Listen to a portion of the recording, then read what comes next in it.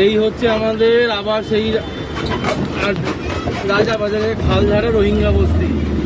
1 মাস আগে আপডেট দিয়েছিলাম, video post করেছিলাম। আমার পোস্টে অলমোস্ট 1.5 লাখ ভিউ এসেছিল সেই পোস্টটাতে, কিন্তু যেইকে সেই কোনো পরিবর্তন নেই নতুন সরকার আসার পরে থেকে।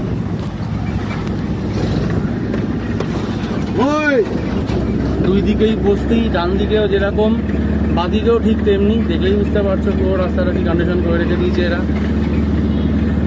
এবার সিপিএম গুলো প্রশ্ন করবে রোহিঙ্গা কেমন দেখতে হয়। খালধারে এসে আসতে হবে, গুয়ের গন্ধ শুকতে হবে, রাস্তা যে মুখছে মুদের জল গায়ে ছেড়াতে হবে, তবে বুঝতে পারবি ভাই যে রোহিঙ্গা কেমন দেখতে হয়। তোরা তো আচ্ছা লাল ঝান্ডা নিয়ে অনেক বেশি উঠছিস, একটু দেখে যা ভাই এসে। এ দেখেন রোহিঙ্গা, সঙ্গে এই 2 তলা বাঁশের কেল্লা, এই যে বাঁশের কেল্লা 2 তলা। গতবার দেখতে চেয়েছিল অনেকে, দেখাতে পারিনি। 2 তলা বাঁশের কেল্লা, সোনা কেল্লা শুনেছো, এটা হচ্ছে বাঁশের কেল্লা সোনা, 2 তলা।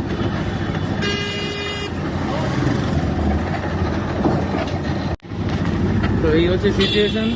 এটা কোত্থেকে আসবে আমি আবার বলে দিচ্ছি, নারকেলডাঙ্গা থানা যে কোনো রকমভাবে আসো। যদি শিয়ালদার দিক থেকে আসো তাহলে রাজাবাজার সিগনালে আসতে হবে, ডান দিকে ঘুরতে হবে। খাল ব্রিজ আছে, খাল ব্রিজের সিগন্যাল আছে না নারকেলডাঙ্গা থানার, ওখান থেকে ডান দিকে ঘুরে যেতে হবে।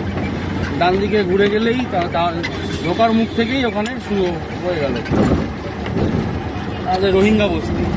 ঠিক আছে, কবে যে খালি হবে কেউ জানি না। গতবার যখন ভিডিও পোস্ট করেছিলাম, আমার এক পরিচিত দাদাকে বলে, দাদা নিজে যেতে ফোন করেছিল, সে বলেছিল সে নাকি বিজেপির একটা ভালো জায়গায় আছে, পরিচিত দাদা, সে নাম বলবো না। সে নাকি আমার ভিডিওটা নিয়ে সংশ্লিষ্ট জায়গায় ফরওয়ার্ড করেছে এবং বলেছিল 1 মাসের মধ্যেই খালি হয়ে যাবে। ওটা সামার ভ্যাকেশনের সময় ছিল, আমি বলেছিলাম সামার ভ্যাকেশনটা যাক, তারপর আর মালুম পাওয়া যাবে অ্যাকচুয়ালি হচ্ছে কিনা। সামার ভ্যাকেশন পেরিয়ে 1 সপ্তাহ 10 দিনের মতো স্কুল হয়ে গেল। যেমন ছিল জায়গাটা তেমনিই আছে। কে দেখবে, কাকে দেখাবো? সঠিক জায়গায় সবাই শেয়ার করো, যাতে সঠিক জায়গায় পৌঁছাতে পারে। আমরা কেউই জানি না কোথায় ফরওয়ার্ড করতে পারে, তাই তো? শেয়ার করো, কাছে থাকো, ফলো করে দিও।